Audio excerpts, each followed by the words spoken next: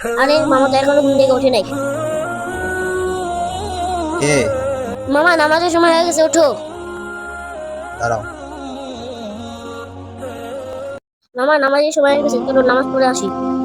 মামা, তুমি যাও, আমি পরে আসতেছি। আরে মামা তো আজকে ওঠে নাই। মামা নামাজের সময় হয়ে গেছে, ওঠো।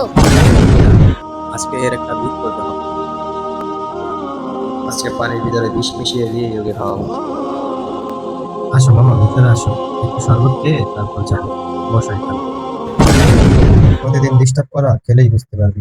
বিসমিল্লাহির রহমানির রহিম।